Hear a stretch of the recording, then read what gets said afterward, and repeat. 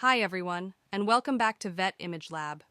Today's lecture is about a common diagnostic dilemma in veterinary radiology: how to differentiate bone tumors from osteomyelitis on radiographs. At first glance, these two conditions can look strikingly similar.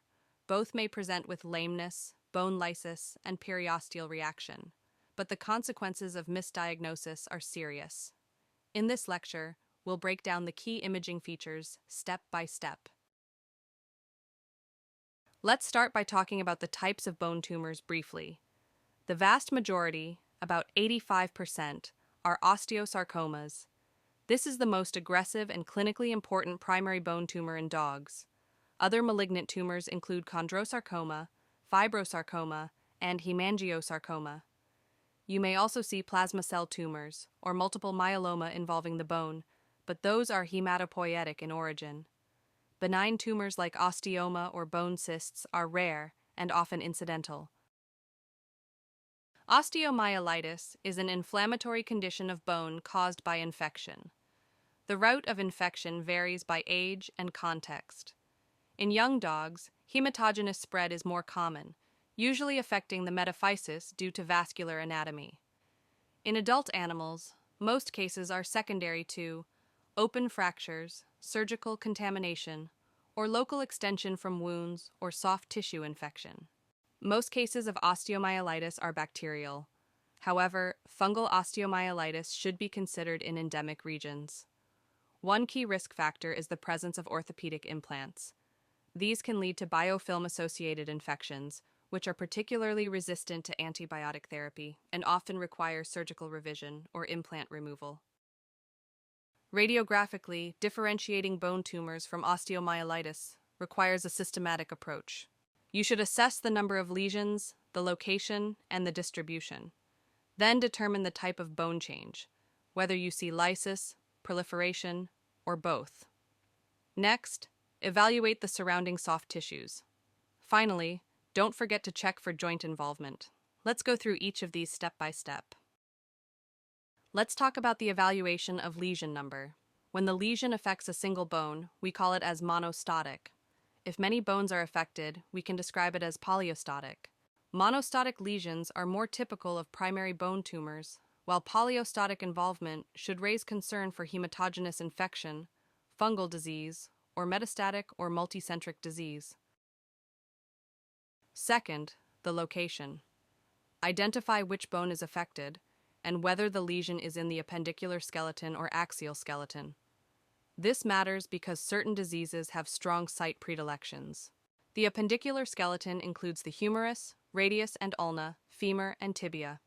These long bones are the most common sites for primary malignant bone tumors, particularly osteosarcoma like this case. It most commonly arises in the distal radius, proximal humerus, distal femur, and proximal tibia. This distribution is often remembered as away from the elbow, close to the stifle. The axial skeleton includes the skull, vertebrae, sternum, ribs, and pelvis. In dogs, osteosarcoma can occur in axial bones, but it is less commonly encountered than in the appendicular long bones. Instead, lesions in the axial skeleton require a broader differential diagnosis, such as multilobular tumor of bone, hematopoietic disease, infection, and metastatic disease. For example, this dog shows extensive bone lysis in the maxillary region on radiographs. Grossly, the lesion appears as an ulcerative soft tissue mass, with changes suggesting secondary necrosis. These findings are most consistent with squamous cell carcinoma with secondary bone involvement. Third, we can assess the distribution within the bone. Decide whether the lesion is centered in the metaphysis, diaphysis, or epiphysis. To evaluate lesion distribution, let's first review the anatomy of a long bone. The shaft of the bone is called the diaphysis, and the end of the long bone is the epiphysis, which is typically involved in the joint surface. The physis is not visible in this image because this dog is skeletally mature, but in young dogs, the physis responsible for bone growth appears as a radiolucent line beneath the epiphysis. The region just below the physis is called the metaphysis. The metaphysis has a rich blood supply, which makes it a common site for primary bone tumors, as well as hematogenous bone infections. Let's briefly review the typical number, location, and distribution of bone tumors. Most bone tumors are monostotic and arise in the metaphysis of long bones. They follow a characteristic distribution, away from the elbow and close to the stifle. Let's take a look at a case.